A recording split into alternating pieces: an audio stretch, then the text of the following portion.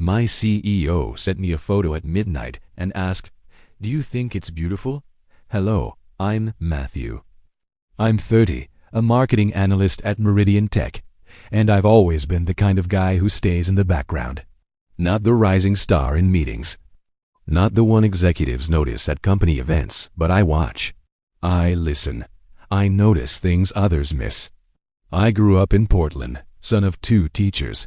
Nothing extraordinary about my Path State School MBA. Moved to San Francisco for opportunity, 3 years at the same company. Which is probably why what happened still feels unreal even now. Victoria Chen wasn't just any CEO, she commanded rooms without raising her voice, wore 17 years more experience like elegant armor. And she just texted me at midnight. But before we begin, let me know where in the world you're watching from today. It's always fascinating seeing who's joining us from around the world. I'd never imagined being awake at midnight would change everything. But there I was, 3 years into my marketing analyst role at Meridian Tech, surrounded by the soft glow of spreadsheets and quarterly reports in my apartment. The rain tapped against my windows, a gentle reminder that I wasn't the only one. Burning the midnight oil in San Francisco, most people at Meridian probably couldn't pick me out of a crowd, which was exactly how I liked it. I'd built my career on being reliable but unremarkable, the kind of employee who delivered results without drawing attention. The perfect corporate wallflower. The clock on my laptop read 11:58 when my phone buzzed. I almost ignored it, assuming it was another automated reminder about tomorrow's marketing metrics review. But something made me glance at the screen. Victoria Chen. I blinked, certain I was hallucinating from too much screen time. But there it was, her personal number, not the official CEO line we were supposed to use. My throat went dry as I opened the message. The photo filled my screen.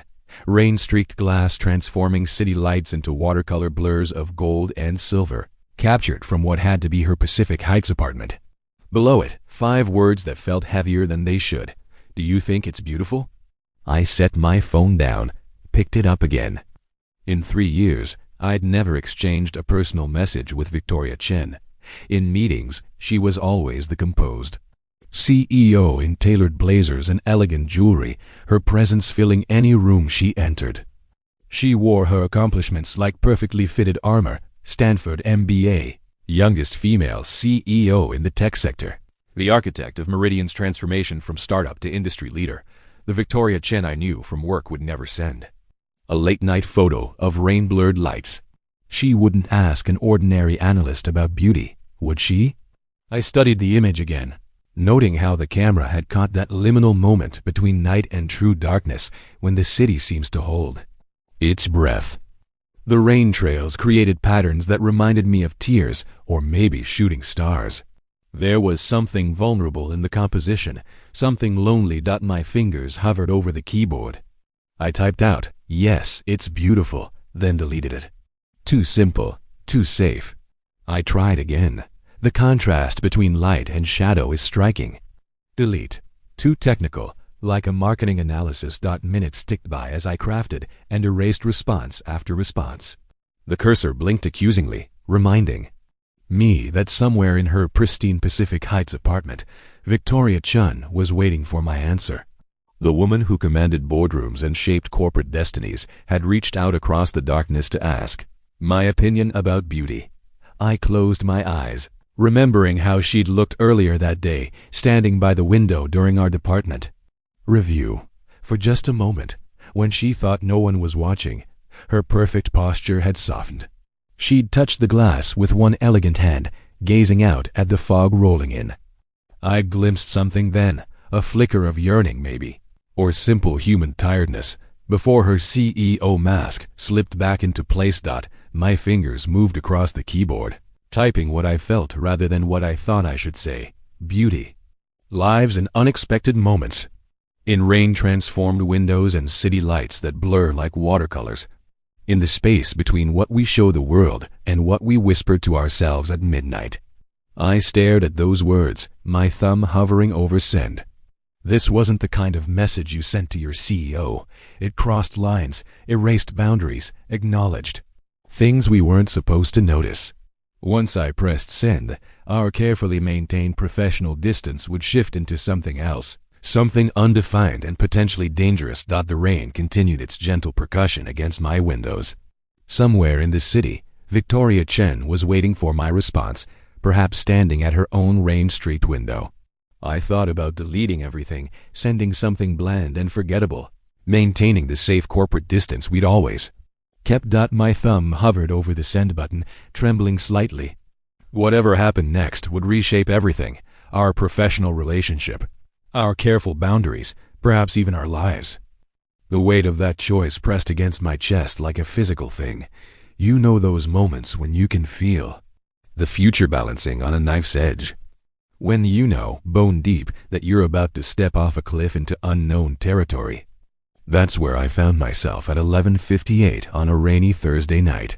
My thumb suspended above 5 lines of text that could change everything. I arrived 15 minutes early for the Friday morning strategy meeting, but my usual routine of reviewing notes felt pointless. The words on my laptop screen blurred together as I kept glancing at the conference room door, my heart jumping every time it opened.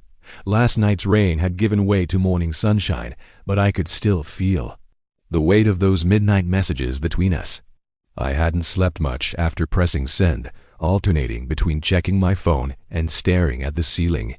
Victoria hadn't responded, and I wasn't sure if that was better or worse than a reply. When she walked in at exactly 9 o'clock, the room shifted like it always did, everyone sitting straighter, voices dropping to whispers. She wore a deep burgundy blazer today, her black hair caught in subtle silver lights from the window. I forced myself to look down at my laptop, but not before I caught the slight pause in her step as she passed my chair. "Good morning, everyone," she said, her voice carrying that familiar note of quiet authority. "Let's start with the Q3 projections." I'd sat through dozens of these meetings, but never had I been so aware of her presence. The way she gestured with her right hand when emphasizing key points. How she'd adjust her reading glasses, the ones she seemed slightly self-conscious about when reviewing detailed slides. Each movement felt charged with new meaning after last night. "Marketing's numbers show promising growth in the Asia-Pacific region," she was saying, and I realized with a start that these were my statistics on the screen. I straightened, prepared to discuss my findings, but she continued smoothly through the analysis as if she'd memorized every detail. Had she been reviewing my reports at midnight before sending that photo? The thought made me miss the next few minutes of discussion entirely. When I tuned back in, Dave from sales was droning on about conversion rates. I tried to focus, I really did, but then I caught her looking at me. Not the usual CEO glance that swept the room checking for engagement. This was different. Softer, almost uncertain. She looked away quickly, touching the delicate silver necklace at her throat. I'd never noticed before how she did that when she was thinking deeply about something. Or was it when she was nervous? The idea that Victoria Chen could be nervous about anything felt strangely intimate. The meeting continued with its usual efficiency. But I kept noticing new things. The way her shoulders carried tension beneath that perfectly tailored blazer. How her voice had the slightest waver when she mentioned long-term planning. Was that always there, or was it new? Had I just never paid attention before? Around me, my colleagues were nodding and taking notes, completely unaware of the undercurrent humming between the CEO and the marketing analyst in chair 3. I wondered if they could see how my hands shook slightly as I typed, or if they noticed how Victoria's usual commanding stride had a hesitant quality when she moved to the whiteboard. "And that brings us to next week's client presentation," she concluded, closing her laptop with characteristic precision. "Any questions?" The room filled with the usual end-of-meeting shuffle, papers being gathered, chairs pushing back. Someone mentioned weekend plans involving a new brewery. Mark from product development was asking about fantasy football leagues. "Normal Friday morning chaos. Could you stay a moment?" Her voice cut through the noise like a knife through silk. I looked up to find her watching me, her expression carefully neutral, but her hands betraying her with another touch to that silver necklace. My colleagues filed out, their chatter fading until the heavy door clicked shut with what felt like devastating finality. Victoria moved to the window, the same view she must have photographed last night, though now the glass reflected morning sunshine instead of rain-blurred lights. I waited, my heart hammering against my ribs as she seemed to gather herself. Without the audience of the meeting, tiny details emerged. The slight tremor in her hands as she adjusted her blazer, the way she squared her shoulders as if preparing for battle. I'd never seen her look uncertain before. In 3 years, she'd always been the embodiment of corporate confidence. But now, as she turned to face me, something shifted in her expression. The professional mask slipped just slightly, revealing a glimpse of the woman who had asked a junior employee about beauty in the middle of the night. She drew in a breath, and I could see her struggling to find the right words, perhaps for the first time since I'd known her. The morning sun caught the silver in her hair, traced the elegant line of her cheekbone, highlighted a vulnerability I'd never been allowed to see before. About last night, she began, and her voice held none of its usual boardroom authority. Victoria's fingers traced the edge of her desk as she gathered her thoughts. The photo wasn't entirely accidental, she admitted, her voice softer than I'd ever heard it. I saw your status light was still green at that hour. I'd actually meant to send it to my sister. We share beautiful moments sometimes. But then I found myself wondering what someone like you might see in it. Someone like me? I asked, surprised by the gentleness in my own voice. She smiled, a real smile that reached her eyes. Someone younger. Someone who might see the world differently than I do. She moved to a carved wooden cabinet I'd never noticed before, tucked in the corner of her office. Would you like some tea? I nodded, watching as she retrieved an elegant Japanese tea set. Her movements were precise yet graceful as she began preparing it, each gesture carrying the weight of practiced ritual. After my divorce 2 years ago, she continued, measuring green tea with a small bamboo scoop, I started noticing beauty in different places, smaller moments, things I used to be too busy to see. The mention of her divorce surprised me. It wasn't common knowledge at Meridian. I'd heard whispers, of course, but she'd never addressed it directly. It's lonely at the top, she said, her focus on heating water in a small electric kettle. Everyone expects certainty, strength. Sometimes I miss just being able to share. A simple observation without it being analyzed for hidden meaning. Is that why you stayed late last night? I asked. She paused, holding the kettle. Partly. The rain was mesmerizing, and the office was finally quiet. No one needed anything from me. She glanced up. Why were you still working so late? I choose to, I said honestly. Most of my friends from college moved to Seattle or Austin for better opportunities. But there's something about this city I can't leave. Maybe it's the way fog rolls in at sunset, or how the old Victorian houses look in morning light. Her hand stilled on the teapot. You're a poet at heart.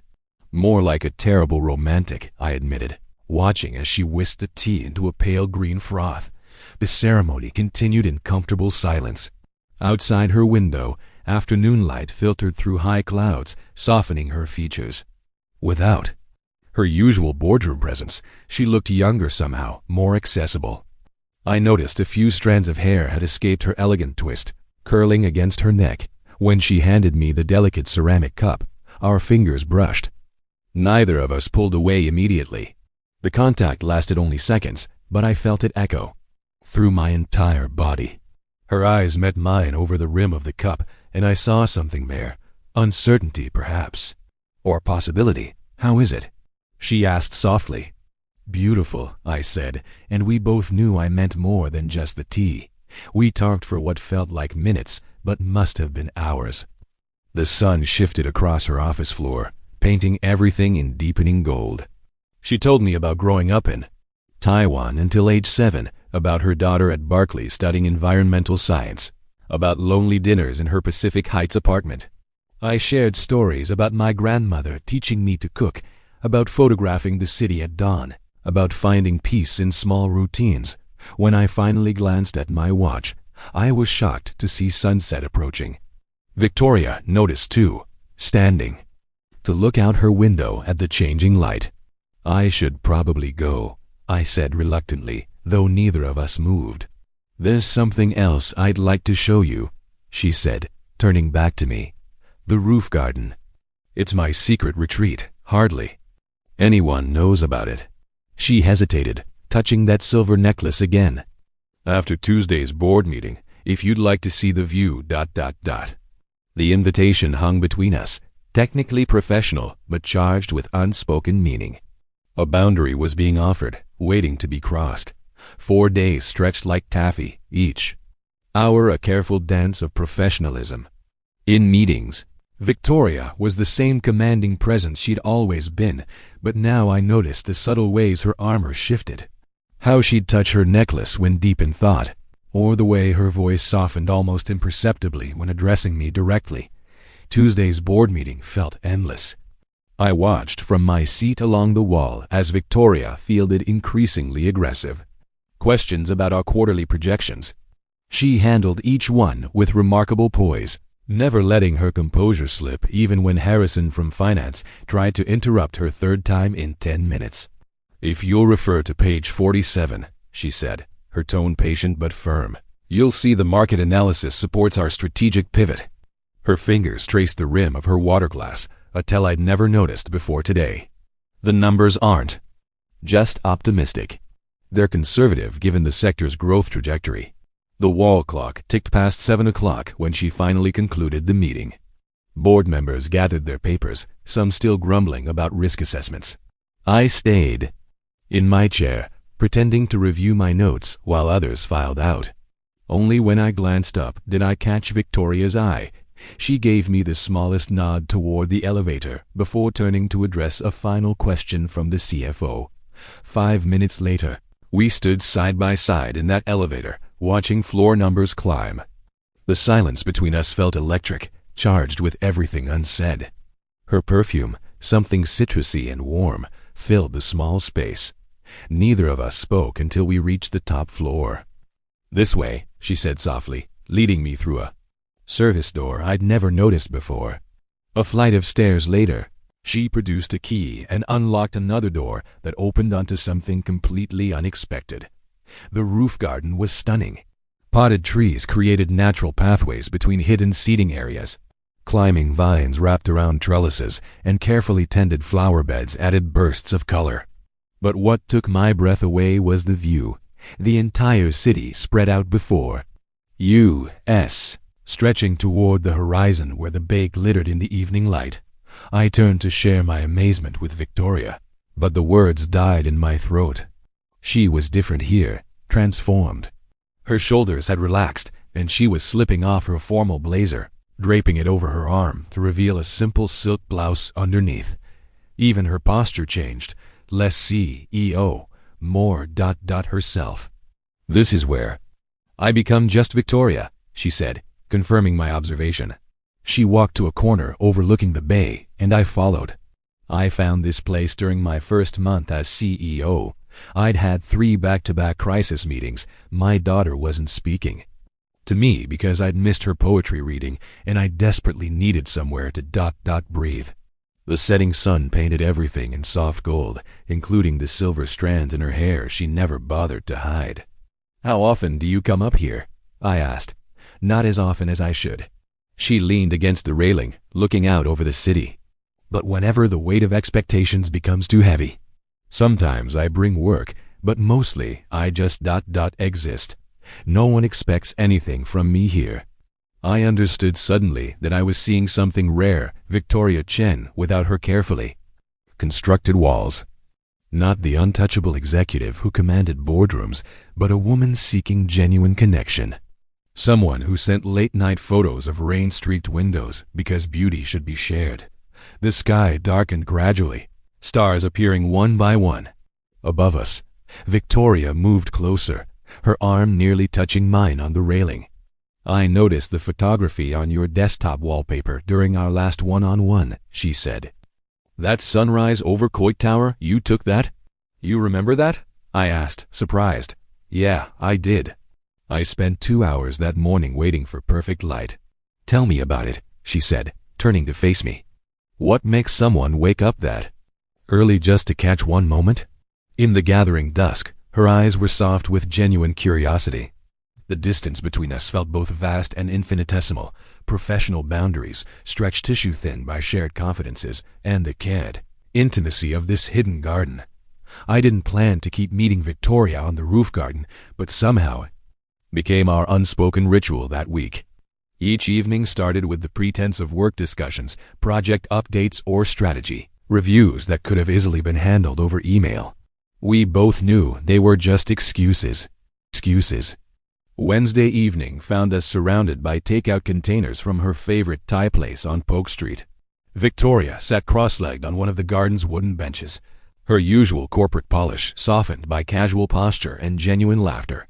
Patricia called me a workaholic again, she said, expertly wielding chopsticks.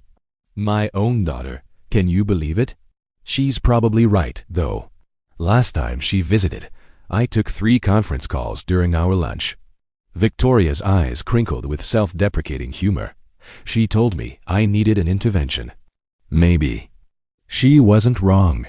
The setting sun caught the silver in her hair as she spoke about Patricia's life at Barclay, her pride evident in every word. It was strange and wonderful seeing this maternal side of her that never appeared in quarterly reviews or shareholder meetings. Thursday brought a different mood.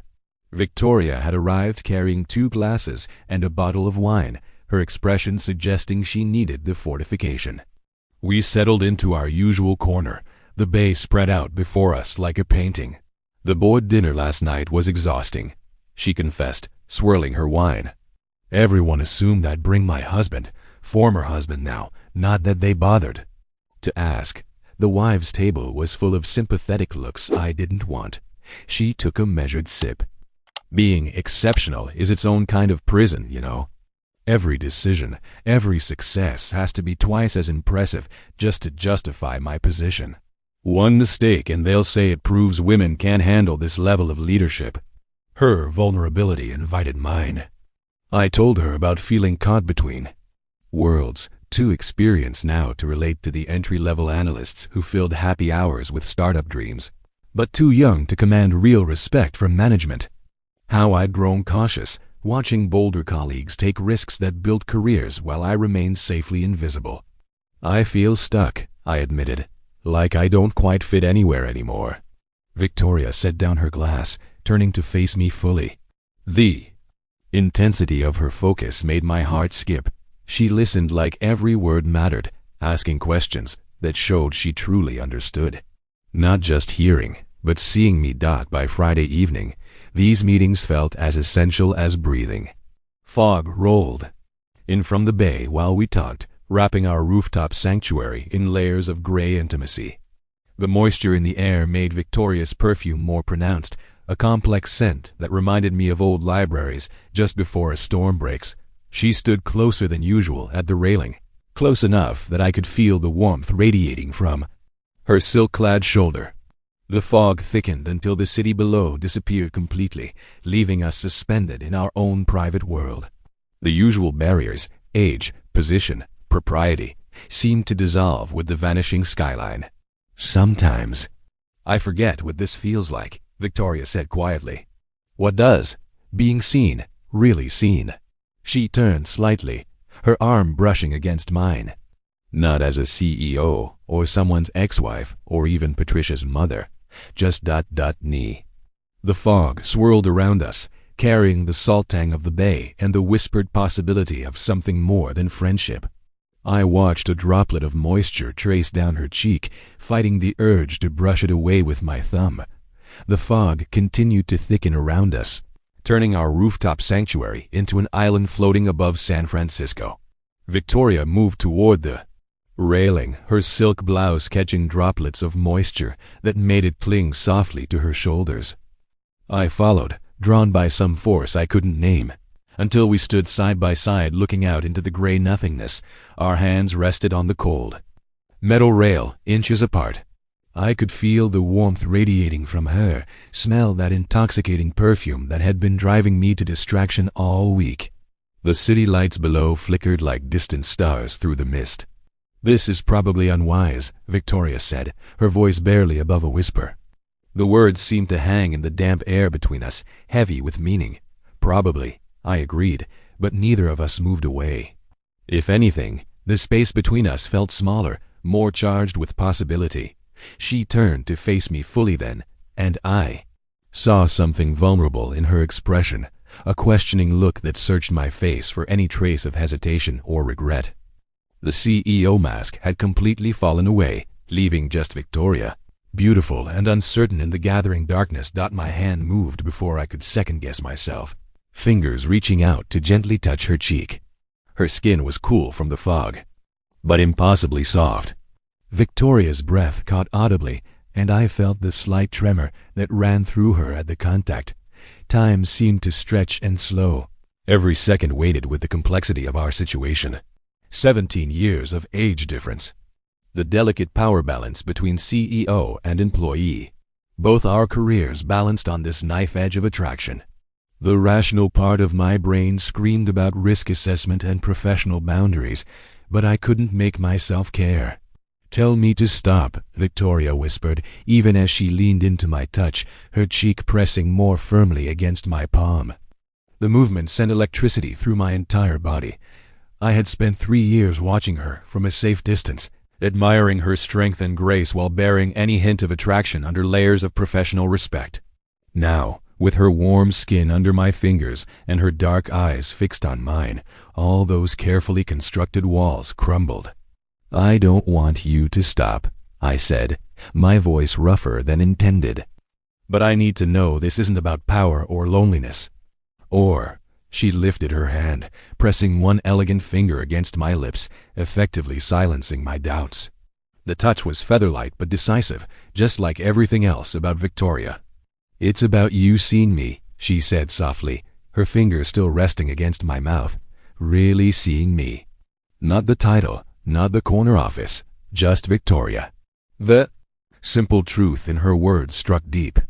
I had seen her, the way she touched her necklace when nervous, how her eyes lit up talking about Patricia, the careful way she prepared tea like each movement was a meditation.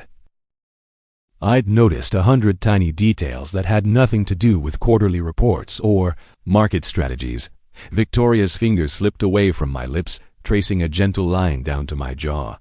The fog swirled around us like a protective curtain, shrouding our moment from the rest of the world. Here, suspended above the city, we weren't CEO and analyst. We were just two people standing on the edge of something profound. I kept my hand on her cheek, thumb brushing lightly across her cheekbone. Victoria's eyes fluttered closed for a moment at the caress, and I memorized the way her dark lashes fanned against her skin. When she opened them again, the vulnerability there took my breath away. The city disappeared completely in the thickening fog, leaving us in our own private universe of gray silk and shared breath and possibilities. Everything that had seemed complicated minutes ago now felt startlingly simple. Victoria was here, warm and real under my touch, choosing to let me see past all her careful armor. Victoria's hands found my shoulders, and the world narrowed to this single heartbeat of anticipation. She rose slightly on her toes, closing the distance between us with devastating grace. When her lips met mine, it was soft and deliberate, a question and answer combined in one perfect moment. I'd imagined this 100 times during late nights at the office, each fantasy feeling more impossible than the last. But nothing in my imagination compared to the reality of Victoria Chun kissing me on a fog-shrouded rooftop, her fingers curling into the fabric of my shirt. Every careful boundary I'd built over 3 years of professional distance dissolved. My hand slipped from her cheek to the nape of her neck, drawing her closer. She made a small sound, surprise or pleasure. I couldn't tell, and deepened the kiss. When we finally parted, both breathing unsteadily, reality came crashing back. Victoria took a half step away, touching her fingers to her lips. Her expression was a fascinating mix of wonderstruck and terrified, like she couldn't quite believe what we'd done. I haven't done anything like this since my divorce, she admitted quietly, her voice slightly shaky. The confession hung between us, heavy with implications of trust and vulnerability. I've thought about this moment, I said, deciding honesty was the only path forward. But I never imagined it could actually happen. Victoria began to pace, her heels clicking against the rooftop tiles. The fog was starting to thin, letting glimpses of city lights peek through. We need to talk about what this means, she said, slipping into what I recognized as her problem-solving mode. The power dynamic alone is problematic. I'm your direct superior. There could be accusations of preferential treatment, potential scandal if this gets out. She turned sharply, counting off points on her fingers. The board would have questions. HR would have a field day. Your career trajectory could be impacted. People might assume any advancement was because of this. She gestured between us, her lawyer's mind clearly cataloging every possible ramification. Those are all valid concerns, I acknowledged. Watching her move, even agitated, she was graceful. But here's what I think. Your integrity would never allow abuse of power. Anyone who knows you understands that. She paused in her pacing, considering this. As for gossip, I continued, it fades, careers rebuild. I'm more concerned with what's real than what other people might think. But 17 years, she protested, and I heard the genuine worry beneath her professional composure. That's not a small gap. You're closer to Patricia's age than mine. Numbers, I said simply. Just numbers. They don't define who we are or what we feel. The fog had lifted almost completely now, revealing San Francisco's glittering nightscape. Spread out below us, Victoria stood silhouetted against the lights, studying me with an intensity that made my pulse quicken. I could see her weighing everything, desire against duty, heart against head. Finally, she took a deep breath and crossed back to where I stood. "Would you like to come to my place?" she asked quietly. Her voice held equal measures of confidence and vulnerability. "We can just talk, or ... The invitation trailed off, heavy with possibility. I looked at her, really looked. Saw the trust she was offering, the enormous risk she was taking. Victoria Chun, who calculated every move, was choosing to be impulsive, to be vulnerable, to let someone past walls built over decades of proving herself in boardrooms and business meetings. I followed Victoria's silver Audi through San Francisco's empty streets, my knuckles white on the steering wheel. Every red light brought a new wave of doubt. Was this real? Was I dreaming? Would tomorrow bring regret and awkward avoiding of eyes in hallways? But then the light would turn green, and her taillights would guide me forward, drawing me like a beacon through the quiet city. Each mile felt like crossing another threshold, another point of no return.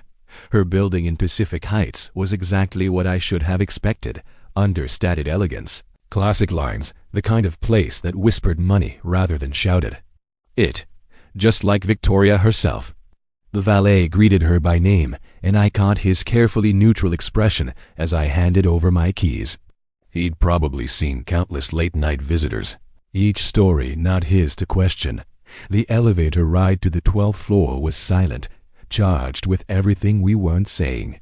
Victoria's fingers brushed mine as we stood side by side, and that tiny contact sent electricity through my whole body.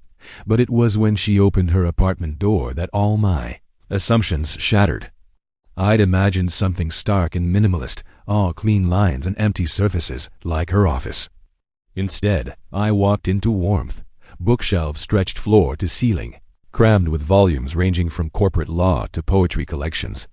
Art covered the walls, not the safe, bland pieces you'd find in a corporate lobby, but vibrant paintings full of color and life. Photos of Patricia were everywhere.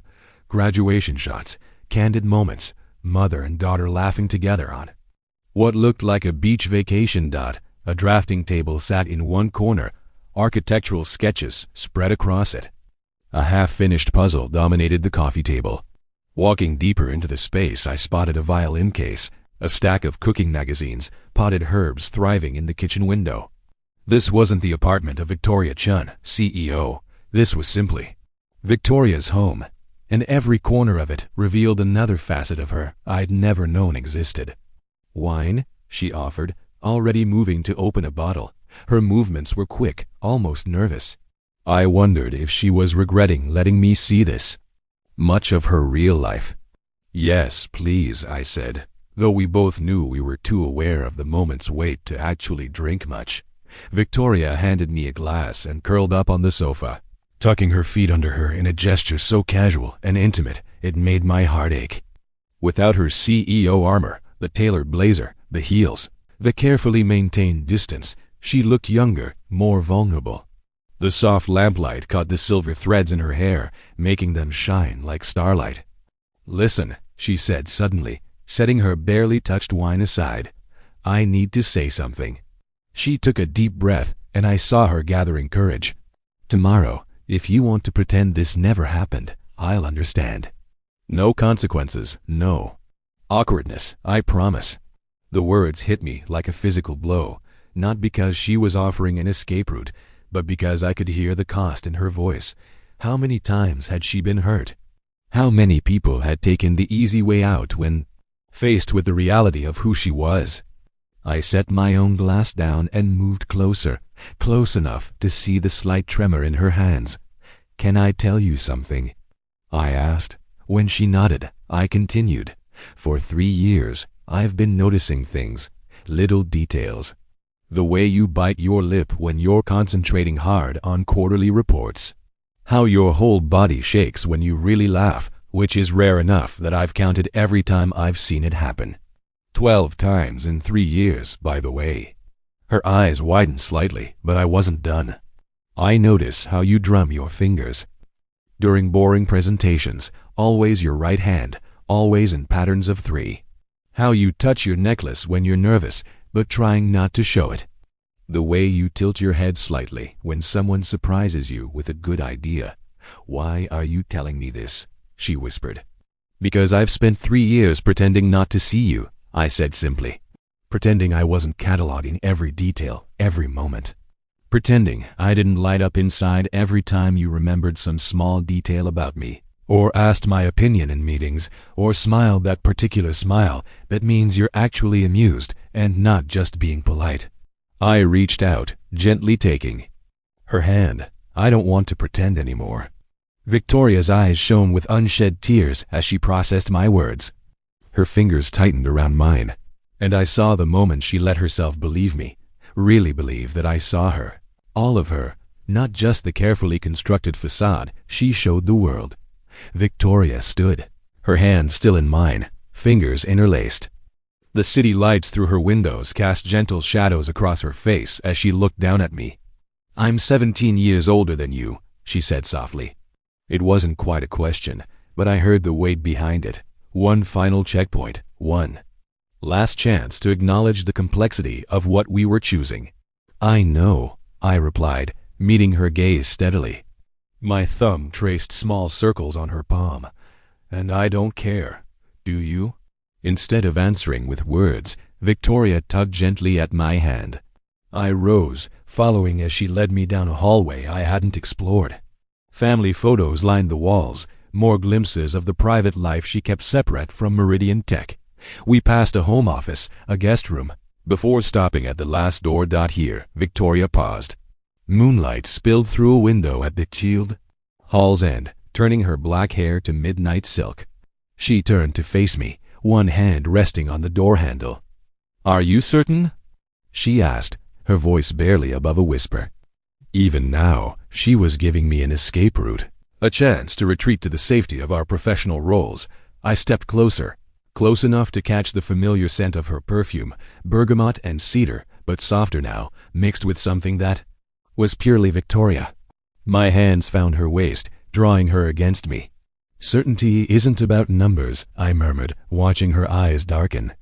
"Not about age or titles or what anyone else might think. It's about connection. About 2 people choosing each other, complications and all." She studied my face for a long moment, searching for any hint of doubt. Finding none, Victoria reached behind her and opened the door. The room beyond was bathed in silvery moonlight, filtering through gauzy curtains. I caught glimpses of elegant furniture, a reading chair piled with books, photos on the dresser. But those details faded to background noise as Victoria turned in my arms. She laughed softly, a nervous sound I'd never heard from her before. This wasn't the confident CEO who commanded boardrooms. This was just Victoria, watching my expression with a vulnerability that made my heart ache. Her hands trembled slightly as they came to rest on my chest. "I keep waiting," she admitted, "for you to realize this is crazy and run." I caught one of her hands, bringing it to my lips, not going anywhere. Moonlight played across her features, creating a dance of shadow and silver. It caught the subtle streaks of gray in her hair that she never bothered to hide, highlighting them like threads of starlight. Her reading glasses sat folded on the nightstand. Another piece of the private Victoria I was finally allowed to know. We moved slowly, each touch a careful conversation. When I traced the line of her jaw, she leaned into the contact with a contact with a contact with a contact with a contact with a line of her jaw. Soft sigh. When she ran her fingers through my hair, I let my eyes close, savoring the gentle scratch of her nails against my scalp. Every moment was preceded by a look, a pause, an unspoken question and answer. The professional distance we'd maintained for 3 years crumbled with each new discovery. The Victoria who'd seemed so untouchable in her corner office melted under my hands, responding to every touch with quiet sounds of pleasure.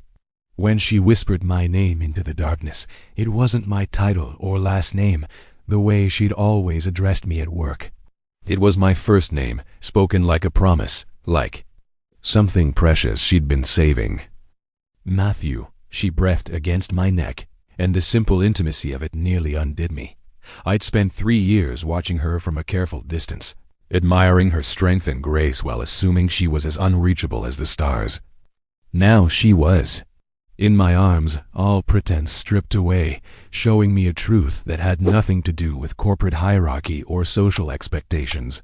This was about two people choosing to see each other, really see each other, and deciding that connection mattered more than complications. Morning light filtered through unfamiliar curtains, rousing me from dreams I couldn't quite remember.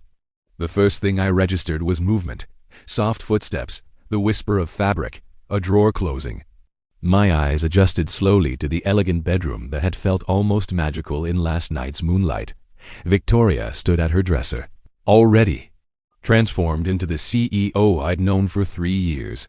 A dark blue dress hugged her curves while maintaining professional decorum, and her makeup was flawless, the armor she wore to command boardrooms and strategic meetings. Her hair fell in perfect waves, hiding the places where my fingers had tangled just hours ago. But when she caught my reflection in her mirror, everything changed. The smile that curved her lips wasn't the polished one she gave to clients or board members. This was softer, private, a smile I'd never seen before last night. It held memories of whispered conversations, gentle touches, and barriers finally broken. I noticed the coffee first, steaming in a delicate ceramic mug that matched the ones from her office tea set. It wasn't a coincidence, I realized. She'd deliberately chosen to connect these two worlds, the professional space, where we'd first drawn closer, and this intimate morning after. The gesture spoke volumes about her attention to detail, her way of weaving meaning into small choices. Next to the coffee sat a folded note on heavy cream-colored stationery, her personal letterhead rather than Meridian text, in elegant handwriting that managed to look both precise and hurried.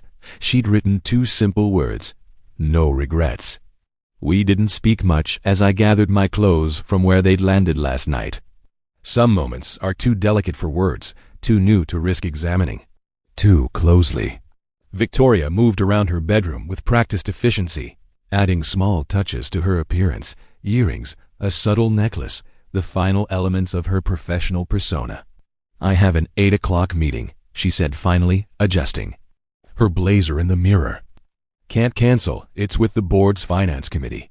The slight apology in her tone made me smile. "I'll head in separately," I assured her, understanding the unspoken concern. "Give it 30 minutes or so. Keep appearances normal." At her door, Victoria paused. Her hand came up to touch my face, fingers tracing my jaw with a gentleness that made my breath catch. All the careful distance we'd maintained at work seemed absurd now, knowing how perfectly we fit together. "This changes things," she said softly, her eyes searching mine. "Everything," I agreed, covering her hand with mine. She initiated our last kiss, tender but brief, acknowledgement and promise combined. Then she stepped back, and I watched the subtle shift as she rebuilt her professional walls. Not completely. I could still see warmth in her eyes that hadn't been there before, but enough to face the world beyond her door. I took the garage exit, as we'd discussed, nodding to the morning doorman as if I was just another visitor leaving. Early, the city felt different somehow, sharper, more vibrant, or maybe that was just me. Every step took me further from Victoria's apartment, but I carried the night with me like a secret shield. The memory of her smile, the coffee cup that bridged our worlds, the note that promised no regrets. They formed a different kind of armor, one made of chosen intimacy rather than careful distance. I arrived at Meridian Tech precisely 1 hour after leaving Victoria's apartment, my security badge feeling strangely weightier in my hand. The lobby's familiar marble and glass seemed sharper somehow, more defined, as if my senses were operating on a different frequency. In the elevator, Mark from accounting discussed his weekend golf plans while Sarah from legal scrolled through her phone, commenting about some new restaurant opening. Their normal morning chatter washed over me as I stood there, holding the magnitude of my transformed reality close to my chest. Everything was exactly the same, yet nothing was. The morning strategy meeting started precisely at 9:30, Victoria commanding the room with her usual authority. She moved through quarterly projections with laser focus, her voice steady, as she detailed upcoming campaign metrics. If I hadn't spent the night learning how that voice softened in private moments, I might have believed nothing had changed. Then our eyes met across the conference table. It was brief, barely a heartbeat. But her micro smile spoke volumes. To everyone else, she was their composed CEO, discussing market penetration and growth forecasts. But I saw the tiny tells now, how her fingers lingered a fraction longer on her coffee cup, the slight shift in her posture when I spoke about my department's numbers. During the mid-morning break, Victoria passed me in the hallway. She maintained perfect professional distance, her heels clicking purposefully against the tile. But as she moved past, her voice dropped to barely a whisper. "Roof garden lunch?" The rest of the morning progressed in this surreal dance of normalcy, punctuated by moments of electric awareness. Each time she entered a room, each accidental brush of hands when passing documents carried new weight. We were creating rules as we went, learning to navigate this uncharted territory between our professional and private selves. When noon finally arrived, I took the elevator to the top floor. Victoria was already there, shoes kicked off the side, her favorite corner bench, looking visibly relieved to drop the morning's careful performance. "I've been CEO for 5 years," she said, watching me approach, "but this morning was the hardest performance yet." The next 6 weeks settled into a delicate choreography of public restraint and private connection. Victoria and I perfected the art of passing each other in hallways with professional nods while carrying the warmth of shared secrets. Our roof garden lunches became sacred rituals, sometimes eating, sometimes just sitting in comfortable silence as the city hummed below. I learned to read the subtle shifts in her CEO persona, knowing I'd hear the real story behind her carefully measured responses in board meetings. When Johnson from the board pushed too hard about market expansion, I caught the barely perceptible tightening of her jaw. That evening, in a quiet corner of a restaurant 20 miles from the office, she shared her actual thoughts over wine and pasta, her laughter unrestricted. Victoria started sending me photos throughout her day, not just the striking cityscapes that began our connection, but smaller moments. A coffee cup with lipstick marks, shadow patterns on her office wall, her shoes kicked off under her desk. Each image felt like a private window into her world, a quiet way of saying, "I'm thinking of you." The company celebration for exceeding Quarterly goals filled the main conference room with champagne and satisfied executives. I stood with my team near the windows while Victoria worked the room with practiced ease. When she paused to accept congratulations from the board chairman, I noticed her fingers drift to her collar, touching the delicate silver necklace hidden beneath the one I'd given her 2 weeks earlier. Such a small gesture, but it sent warmth through my chest. Later that night, curled on her sofa with the city glittering beyond her windows, Victoria told me about the board meeting earlier that day. "They've noticed a change in me," she said, amusement dancing in her eyes. "Apparently, I'm showing renewed energy and enhanced engagement with long-term vision." We both laughed at the irony. How sneaking around with a younger employee had somehow made her a better CEO. "No regrets?" I asked, echoing the note she'd left me that first morning, now kept carefully in my wallet. "None," she said immediately, then added in a softer voice, "except maybe not sending that photo sooner." Her fingers traced patterns on my arm as she spoke. Outside, rain began falling, drawing familiar streaks across her windows. We watched the droplets chase each other down the glass, city lights blurring behind them, the same view that had started everything 6 weeks ago. But now we didn't need to ask each other if it was beautiful. We both knew it was. Thanks for sharing this quiet with me. Hit subscribe, turn on the bell, and tell me which moment stayed with you. A new story arrives every day at the same hour.